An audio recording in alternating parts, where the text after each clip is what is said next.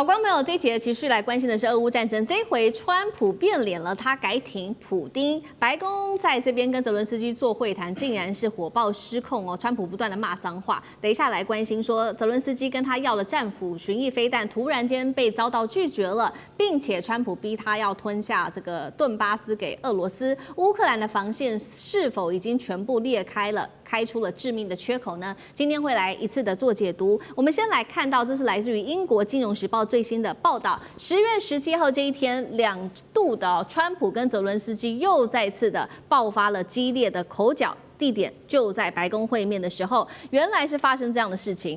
泽伦斯基开口跟川普争取要拿到巡弋飞弹，遭到拒绝。结果川普是反过来要泽伦斯基说：“你接受俄罗斯提出的终战条件吧，并且不断的爆出口要乌克兰割让整个顿巴斯给俄罗斯，甚至是采取普丁的论点哦。川普说，俄军进攻市场特别行动，而不可以叫他做战争。这一点是让这个泽伦斯基非常的愤怒哦。但是问题是，川普日前才对俄罗斯摆出一个强硬的态度，说要可能会提供战斧飞弹给乌克兰。为什么这个时候态度180度大转弯？大家在看说，会不会普丁手中握有什么样的筹码可以提供给川普，让他转向了呢？委员怎么解读？其实不能完全怪于川普转向。你想想看，几年前，哇，好多国家的国会都邀请泽伦斯基演讲啊，还起立鼓掌啊，英雄式的欢迎。现在还有吗？还有很多国际组织的集会，一定要找泽伦斯基来视讯演讲或者到场演讲，那个热烈情况大家还记得吗？那为什么今天会这样子？因为他已经变成过街老鼠，人人害怕。就说来就是要钱，来就要武器，然后你又打不赢要造成乌克兰死伤，甚至于那个米尔斯海默教授都还公开讲 Ukraine finished， 什么意思？乌克兰结束了。那你现在还在扯说，哎，你能够打多久？不，这个当然，这个川普跟他的争执，川普的立场就是说，既然打不赢啊，就结束吧，停战，还有一个生活的空间。那泽伦斯基他觉得，我寸土不让啊，我是乌克兰英雄，我们继续打下去。那那个川普当然很生气，你有什么本钱打下去啊？你跟我要战斧飞弹，你就打得出来吗？当然，这是我的设计对白啊。本来这个川普还吹牛说，哎呀，我跟普丁讲啊，你难道不停战要我送几千颗这个战斧导弹给乌克兰吗？以下是我设计对白，我说搞不好这个普丁就轻轻松松讲说，哦，你送几千颗战斧导弹去给乌克兰，我会送10几颗核导弹给乌克兰，看谁输谁赢。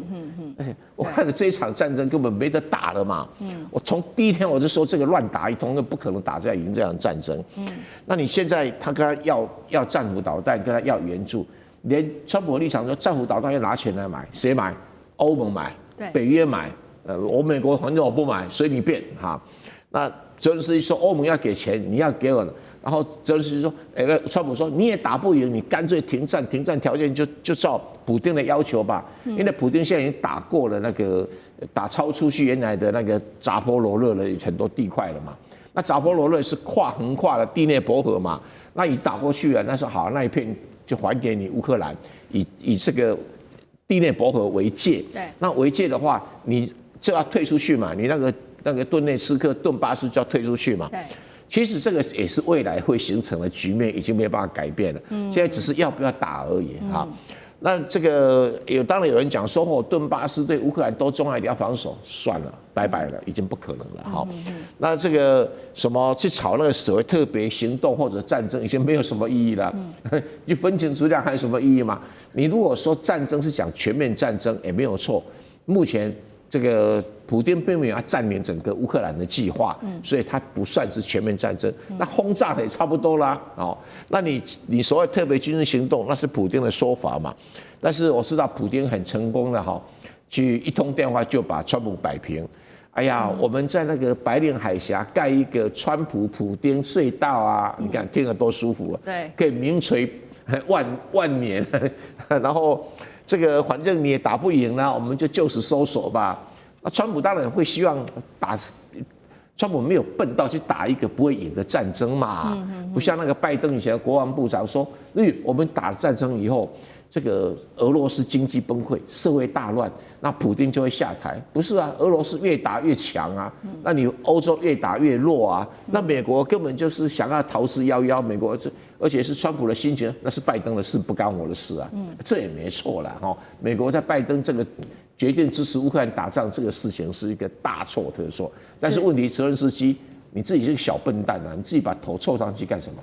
好，有关于这一场中战有没有办法形成这个俄罗斯提出的条件，就是说要让乌克兰割让顿巴斯。那对于接下来乌克兰的影响，等一下会请吕舰长来带我们看。不过我们先来看到现在呢，川普持续的在撕破脸之下，他会不会就此切断所有对于乌克兰的援助？那美欧原本讲好的同盟关系，现在怎么办呢？杨老师又怎么看？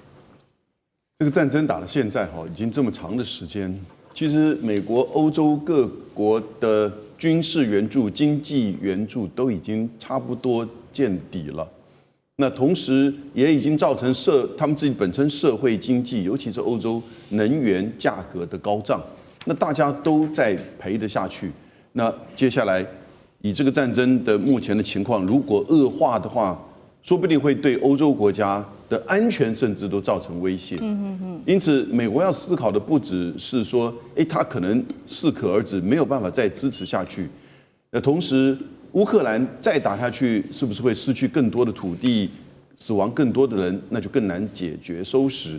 那同时也会影响到整个欧洲的稳定，美国因此跟欧洲的这种连结关系就会受到挑战。所以是多层面，不要只是看川普，他好像跟泽伦斯基在吵架，他吵架的背后有很多的战略的意涵，可能是无意，也可能是真的分析深刻之后呢，他被告知说这个战争要结束。怎么结束呢？第一个就是你看到他现在已经某种程度的是在帮忙划界了，甚至要泽伦斯基接受了，因为泽伦斯基就是拖嘛，因为拖的本身代表了他的权力、他的地位，那甚至他真的认为战争还有胜利的一刻呢？那就像蔡委员所讲的，这个战争开打的时候就知道，这种代理战争，你跟强国、核武大国去打，怎么可能会赢呢？那就算是在冷战时期的阿富汗，那也是因为整个苏联所设定的目标不一样嘛。阿富汗也是这个到现在为止都是整个受创，因此现在第二个可能性就是他就停止军援，然后呢撤出援助，甚至呢这个撒手不管，那有没有可能这个样子？我觉得乌克兰必须要自己要做最坏的准备。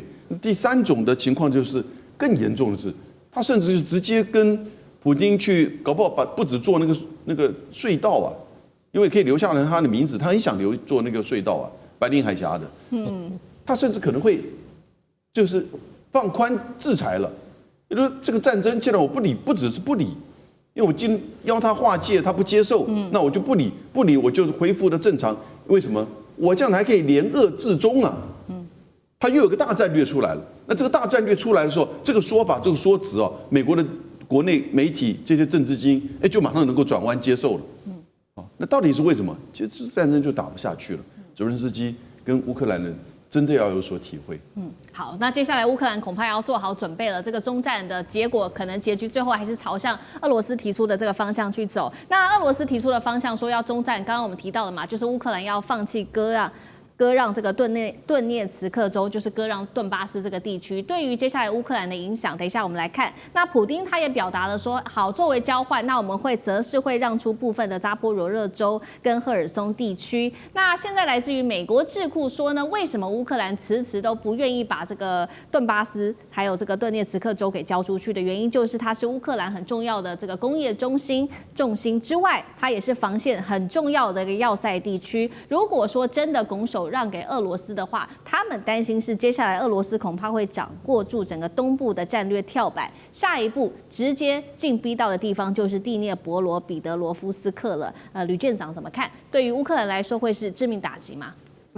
我们现在看到有关于关于红军城的这一个战况为什么推进的这么慢因为其实红军城的下面是一个非常广大的矿坑，那它其实它的补给以及人员都平常都是在以矿坑作为它的一个依托啊。那这个状况已经在乌克兰不是第一次了。那我们现在讲到的有关于顿巴斯地区，也就是卢甘斯克跟顿内茨克这2个地方，就是要做顿巴斯，那个顿巴斯。那顿巴斯这个本身也就是矿产最为丰富的地方，然后也就是我们刚刚讲到为什么有这么多矿坑的地方，都是在都是这个原因啊。那如果是这个原因的话，那现在如果把这一个乌东整个都拱手交给了俄罗斯的话，其实对于乌克兰的下一个世代来讲，即使是仗打完了，其实一无所有。不但人口锐减，那甚至连生财的工具都没有了，最后只剩的就是耕种大批的这种小麦而已。那这个是对于乌克兰来讲是其实是赔了夫人又折了兵啊。那有关于刚刚提到有这个战斧巡弋飞弹的部分，战斧巡弋飞弹的部分，如果说它起飞的地点，它部署的地点在基辅的话，其实整个有关于俄罗斯的西部的这部分，其实也就是在欧洲这个部分，通通包含在内，包含了首都莫斯科。这也就是为什么，这个普丁这么在意的部分啊。不过美国他也有别的打算啊。那他之前呢讲大话嘛，也就是说要提供部分的战斧巡弋飞弹给这个乌克兰，可是有一个问题啊，他现在说他要使用新的载台，那我请问旧的载台为什么不用呢？这个也就是川普又在卖军火。那有没有旧的载台？有啊，之前不是一直在讲提风吗？提风不是也就是战斧加上标准6型吗？他担心的也就是这个泽伦斯基先取得了这个战斧，接下来他就会说我要标准6型。那这个都是对于普丁来讲，孰可忍孰不可忍的。也就是当他有这些装备的时候，他不断的可以打到陆地上俄罗斯的目标，而且现在俄罗斯进行的有关于这个极音速的飞弹，也可能可以拦截。那这也就是我们讲到啊，说有关于这一种新型的这种载具啊，这个其实是奥什科盛防务公司。但是旧的为什么不用呢？这是我最大的疑问。那也就是在卖军火，在赚大钱。好，谢谢吕舰长。那我们休息一下，马上回来。地缘政治、美中之争、战略价值、强权崛起、小国生存，现在与未来洞悉事件走向，掌握世界脉动，全球观点尽在环球大。